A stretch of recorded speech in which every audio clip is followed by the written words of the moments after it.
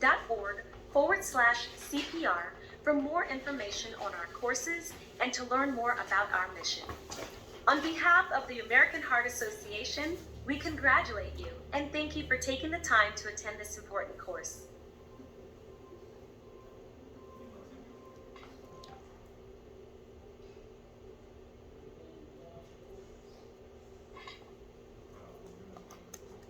Awesome, awesome, awesome, awesome. So, yes, that concludes today's CPR first aid training. Great. So, congratulations to you all for hanging in here. We kept up with the time. So that looks good there. Thank you all for your patience. The technical glitches we experienced this morning. But I think we got everything that we needed to covered. But I just want to take a couple minutes to make sure that I answer any questions that you may have. Any questions or feedback? I typed in the chat earlier while the video was going on, because I didn't want to forget. That medicine that they prescribe to bring people back from overdose, I said, does that medicine have any interactions with medications? And if so, what would that drug interaction be? What was the comment one? So you're talking about the Narcan and the naloxone, correct? Correct. So I am sure that they do have interactions, but I think that most people, they're used by the EMTs all the time. And when we use them, we're responding in an emergent situation. So there's no way for us to know what our victims are taking at home. They're safe to be administered if you suspect that a patient or a person is experiencing an overdose, and you do have Narcan available and you have been trained to administer that either nasally or intravenously, go ahead and give it for sure. I don't know of the interactions, but I know that that is the use for it. So it's in those emergent situations. So I don't think that they're so high. I think that the benefit outweighs the risk, Demetria. But good question. I'm sorry I didn't see that in the chat. Any others?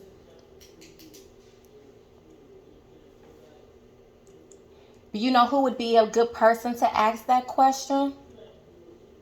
Dr. Lori. Dr. Lori would be a good person to ask that question. But I would say in an emergent situation, if you're needing to give that Narcan, go ahead and do so. I wouldn't worry about what they're taking at home. Any other questions? Did I answer that, Demetria? Yeah, I wanted to take this as a note. Because we have some of the guys in sober living, would they have access to that Narcan, or do they know that as of yet? So I know at one point, people could pick them up from either the health department or from their local fire station. I am not completely sure how to get access to that at this time. I know things are changing and it's changed. I suspect that we have them here, have Narcan here. Maybe even some of our patients may have that, but I'm not certain how patients would get their hands on that. But when you call EMS, they usually come with that if you tell them that you suspect that it's a possible overdose. Okay. Any other questions? Mm-hmm. Okay, so I'm gonna make this brief. With the sober living facility, and most hospital facilities are required to have that Narcan. What's that system called? AED. AED. AED. AED, because I AED. Automated external defibrillator. AED. Okay. Mm-hmm. So most of the establishments are required to have them now, because the last time I did first aid training, they wasn't as popular, and I'm 45. I did first aid and CPR training at 18. No, I was 17. Oh, wow. I had my first one at 17, 18. Wow, that's changed, yeah. So AED wasn't a part of the instruction. So what exactly is your question, though? Yeah, so most of the establishments are required to have them now. Because that was something different that I noticed in this one. Because that was the last time I did it in the facility. They gave it to us young. I actually got a job for having that training. Oh, good. In the beginning, and they was kind of surprised that I was so young with first aid and CPR training. So the establishments are required to have the first aid and that equipment in these type of facilities for as a sober living housing. Yes. Yes. So most establishments do have an AED, and they are usually required upon opening and passing, the codes and the regulations. So most healthcare facilities should have them for sure. Whether or not they keep them stocked with what they're supposed to keep them stocked, because emergencies happen depending on some places more often than others. But yes, they should have them. I know once I started doing this teaching myself, I just make it a habit. I'm always looking to figure out where the ones in the facilities where I'm at is, just in case I need to pull and grab it for whatever reason. I know exactly where to tell people to go. So that's something to pay attention to when you start to go on your job sites and out in the community, so you can just see how frequent people are having those. But they are usually everywhere, and right on the box there's usually in a case it says AED. The first thing you do when you go grab that AED is going to be what? The on button. Turn it on. Turn it, yep, y'all got it. Turn it on first when it gets there. Yep, beautiful. So most places do they have programs that fund that, or is it always, is it a necessary purchase, or do they have organizations that fund it, like maybe the fire departments, or do you have to purchase all the equipment on your own? So, you can always purchase it on your own. I know even when I first started doing CPR training, I reached out to the local fire department in my area, and they were able to donate some supplies to me. So I would start there. If you have an establishment and you need an AED, I would start there and see if you can get some, or even Google grants for AED or, life-saving equipment. But I would start at the local fire department, yep. Okay, thanks. You're welcome. Any other questions, feedback? Okay. Well, we'd like to thank you so much for your time, patience, participation, all that good stuff today. Again, I want to remind you that we take this training all the time.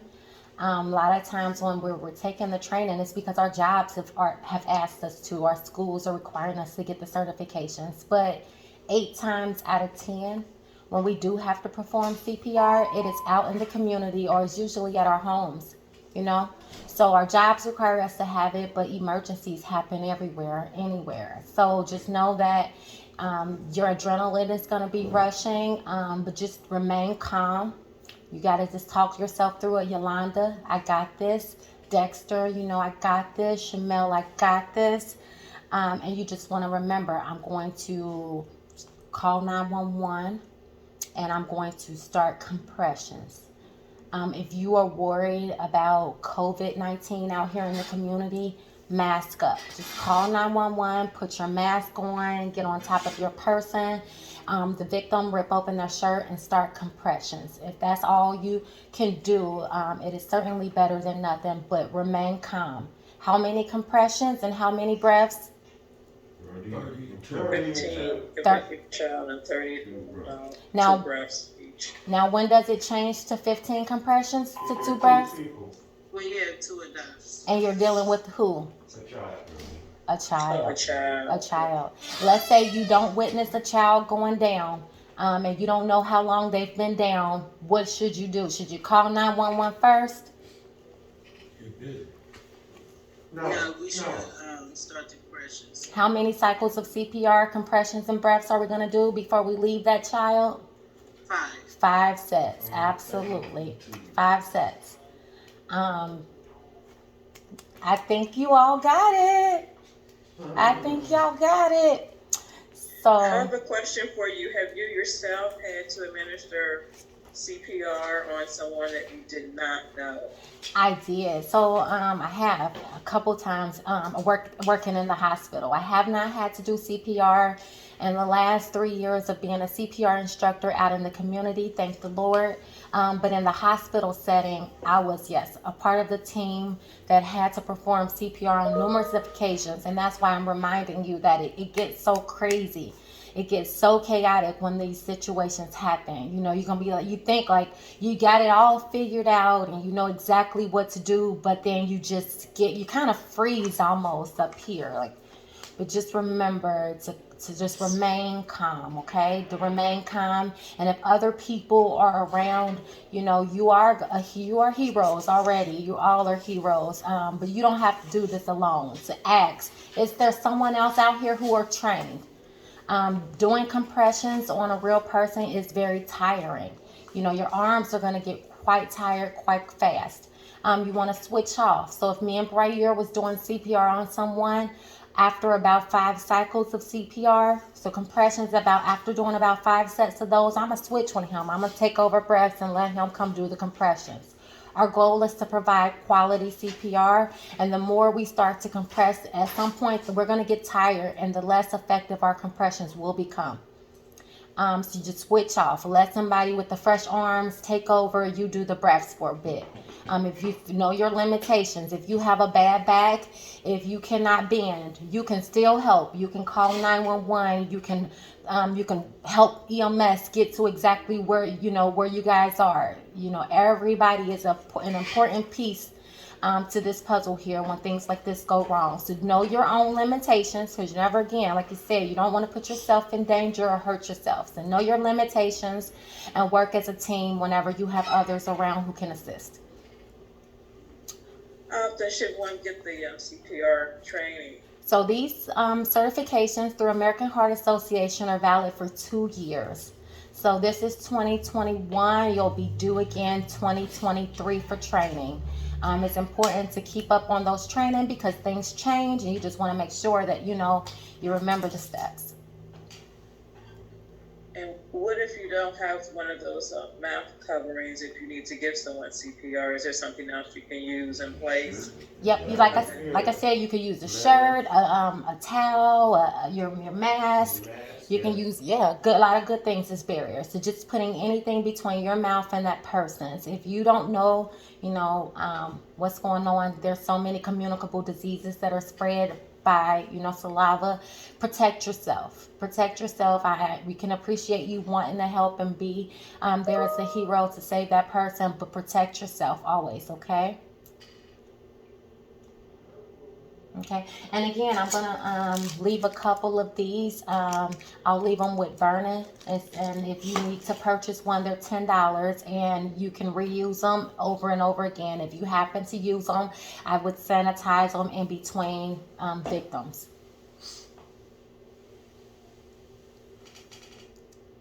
Any final questions or feedback?